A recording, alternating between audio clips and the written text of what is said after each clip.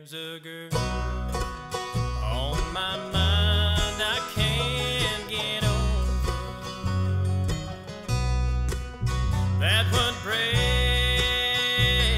the heart of any man. Without her, things would fall to pieces. Yes, I'm dreaming about my Mary Ann. So I'll just keep touching up my gray hair, live and hope someday she'll understand. And it's no matter if I live to be 100, there'll always be a place in my heart for Mary Ann.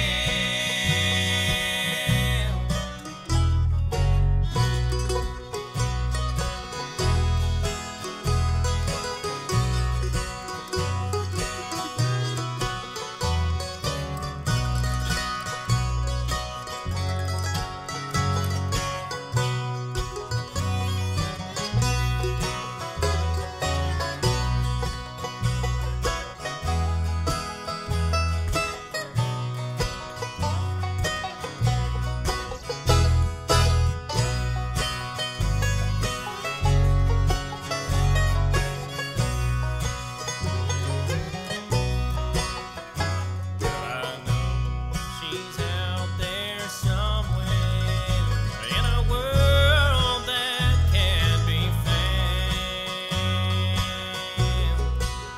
And to think of her still drags me down.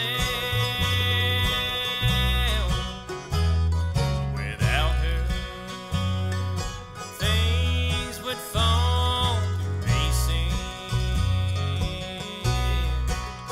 Yes, I'm dreaming about my Mary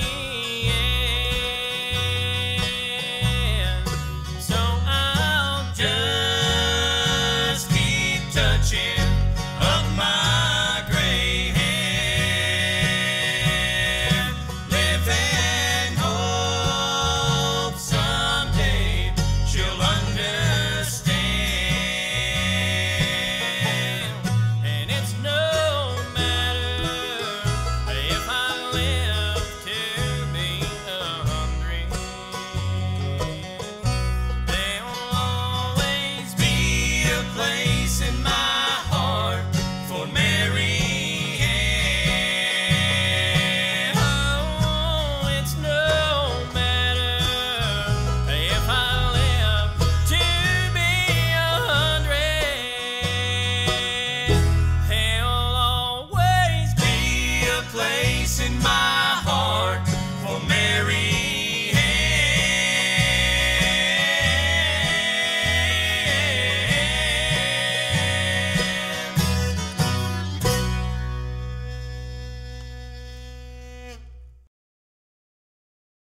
Welcome to Bluegrass on Stage.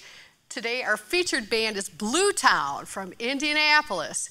We had a great show with these guys. What a bunch of great musicians. Awesome job. Thank you very much. Thank you. Now, I mentioned earlier in the introduction that I've got some family connections here, and I'm going to tell you who that is. That's Mr. Barkley here. He happens to be married to my niece, Jennifer. Yep. Jenny is my brother Dave's daughter. And we were just, well, we knew she'd marry a bluegrass musician. 8 wonderful years. What? We That's celebrated good. in July. So, And I feel so sorry for that lady. so do I. But there's a lot of history with your music. Why don't you talk about where you come from with your music? Yeah, sure. My dad played with a international bluegrass band for many years called the Kentucky Gentlemen. So I grew up at a very young age with the nighttime lullabies of Bill Monroe tunes and Flat and Scruggs tunes, from his band in the room over, practicing when their next tour hit. And then I usually was in the bunk bed through the wall, going to sleep to the sounds of wonderful bluegrass music. So it's a true story that when I was about 4 or 5 years old, I was in Dad's music room, and he wanted me to get along out the door. So he grabbed a Bill Monroe album and hit me on the hind end. So it's like, get out here, get. So bluegrass was instilled in me at a very young age. So. But I grew up through the years, and after the military, I got more involved in it than what I was previously. I just did some fiddle contests and didn't do very much singing at all. And after the military, kind of played a little bit more music, and then met these fellers about 4 or 5 years ago. Yep. So we were in the Indianapolis area. I had moved and did not know any musicians in the local area. So I had found another gentleman, and we had put together a little jam session. And we hosted that a couple of months in a row, and then these guys caught wind of it, those being Rick and Tim, and they showed up one day, and I never had met them before. It was one of those things, we've probably been at the same place at the same time. We did not know we lived not even 3 miles from each other at the time, and they came into my jam there, the jam session, and we sang one song together, and I wouldn't let them leave the parking lot. So we got to know each other, exchanged phone numbers, and they never called me again.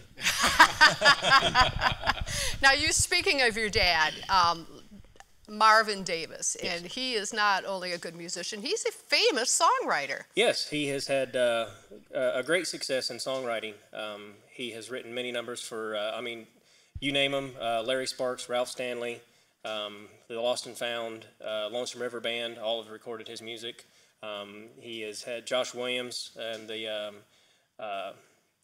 his very first solo album had one of my dad's songs on it, and it's kind of passed down through the generations. I've written a couple of songs, and I have been very fortunate now to have one of my songs released nationally. These guys give me a lot of grief. It was a great moment. I got an article in Bluegrass Today on their website that said, Barclay Davis, new songwriter, whose dad has been writing classics for years. So there's a lot of pressure on you. Yeah, I'm the songwriter, and he writes classics. So he's had great fortunate. One of his albums actually was nominated for a Grammy in '97. That was the first Doobie Shea release out of Virginia with Tim Austin, and they did the Ralph Stanley tribute album. And his song was Bootleg John that Ralph Stanley had recorded back in the 60s and 70s, and it made its way back around in life and was released, and that album was nominated for a Grammy that year. Excellent. For Bluegrass Album of the Year. So now, I know you write. Anybody else write? Nope. Speak up. Nope. Nobody? Right? Okay. He wrote an essay the other day in English class. It's a senior English class. Actually, Zach, you appear to be the youngest member of the band. How do you fit into the band, and how old are you? Well, I'm 17. You said it wrong on the thing, but... Sorry, I said he was 18. Sorry. I just go along with it. They're all older, so you just got to play. Well, how'd you hook up with the guys? He's my dad, so... Yeah. Okay. Yeah, it's a family connection. Did we get her surprise face on film there? The surprise I've known face. it. Okay, Yes. Tim. Now, you actually sing very well, too. I enjoyed your singing. That's debatable. Thank you, Cody. Appreciate it.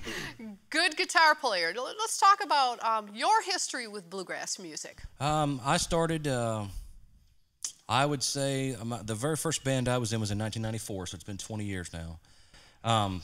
Rick and I was in a band with our dad, and this would have started around 1992, and it was called the Gospel Express. It was an all-gospel group, and it was some people that lived right around our home there in Indianapolis, and we stayed together for just a couple of years, and in 1994, I joined a band called the Bluegrass Gospel Reflections, and I toured with them for 3 years, and then in 1997, Rick and I joined the New Harmony Bluegrass Band, and we did that for the better part of 14 years almost, and we just went everywhere and toured all kinds of states and played all kinds of festivals. And but our history dates back to our dad.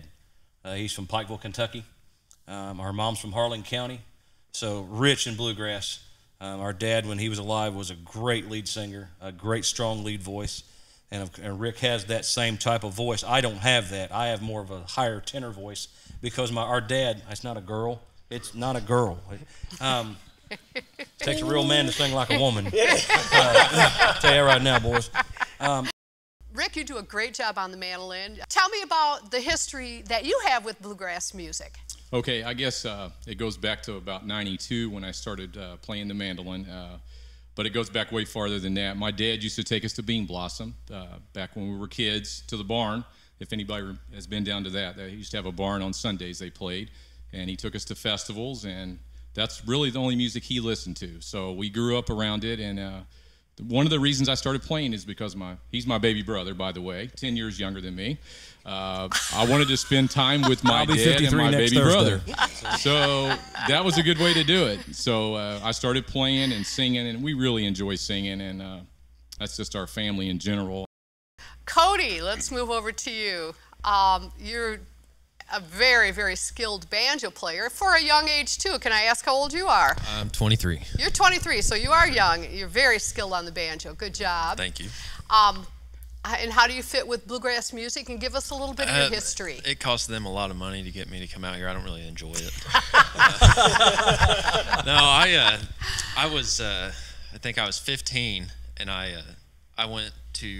just went to dinner with my mom. We went to eat one night, and there was a band playing at the restaurant, and it was a band called the New Old Timers. Well, they were a bluegrass band, and I liked the sound of it and everything. I had never really listened to it a lot before that, but I liked the sound of it, and I decided I wanted to learn how to play the guitar. So I started playing the guitar, and I played for maybe 5 or 6 months, and then I decided I wanted to try to play the banjo. So I started playing the banjo, and just kind of stuck to it and kept going and going, and met these guys I think 3 years ago. I started playing the fiddle when I was about 4 years old, 5 years old. I started with, the very entry level, Boiling Cabbage Down, and, the Mary Had a Little Lamb, and and the one song where they asked me to quit playing. I tried to remember how that song went, but I never did figure that out. That's the third one we played today. That was the third one, to quit playing? But Dad was learning fiddle at the time, and I was kind of going through. He would learn a lick, show me a lick, and then I started doing a lot of fiddle contests in the local areas, Indiana, Ohio, Kentucky. Mm-hmm. Then 15, 16 years old, I realized I started to chase after girls, so they realized that guitar players is actually the way to go with that. So I started learning how to play the guitar when I was about 16 years old, 17, and then played guitar for the next probably 10 or 15 years, and I put the fiddle down, and I hadn't touched the fiddle probably for 10 or 12 years. And then, in all honesty, after I met these guys, it was inspiring, so to say. I had a reason to play the fiddle again, because Tim was already, a monster guitar player, much better rhythm player than I could ever be. And at the time, everything was filled in. They needed a fiddle player, so I had to start learning how to play the fiddle again. And it's been 5 or 6 years now, but I'm getting a little better, not much better. So we know you play the fiddle. We know you play the guitar, mandolin. I've seen you play that. Banjo? I'm trying to learn how to play the banjo a little bit. Not very good. Not very Don't good. let him have one, please. We're begging. Cody showed me a couple of licks, to work with, but I can hold it up and drop it, but that one's still a work in progress. Okay, Tim, where do you sit with instruments? You're awesome on the guitar, and let's talk about your guitar. I play guitar, and that is it. I'm one of those guys that just stuck with the same thing, and I can't play as well as Barkley, but I've always liked the rhythm aspect of it. Our dad was a good rhythm guitar player. That's one thing he could always do. The guitar that I played, I think it was about 1998. We were in Earl Park, Indiana. They closed down the whole town, and they have a great big town festival. And there was a gentleman there. He come up to me and he said, "I'd like for you to play one of my guitars." And I said, okay. Well, sometimes people can have you play stuff that's really, really good, or something that's really not good. And you have to be nice in both aspects, and I was. And I was playing a guitar inside his camper, and at that time, that was probably 16 years ago. He had just turned about, I think, 75 at that time, so he's well over 90 now. And he was sitting on his bed, and I was playing this real fancy guitar with all this inlay and just nice and pretty, and he was kicking his feet under his bed. And I said, "What is under that bed?" And he said, "Well, that's just something you just don't want to look at. It's really old, and I made that a long time ago, and you really don't want that. You want this nice, shiny new one. And I said, well, let's take a look. Anyway, he opened up the case, and the strings were green. It hadn't been played in years. And They're still green. they're still green, I think. So he walked over and took a set of side cuts and cut all the strings at once. He said, change them. Okay. And I changed them, and we went on stage that evening. Rick and I played that show, and I come off of there, and I said, I don't know what I have to do, but I know I want to own this. And he said, I think you've made a mistake. This is not the guitar that I really want you to have. And I said, well,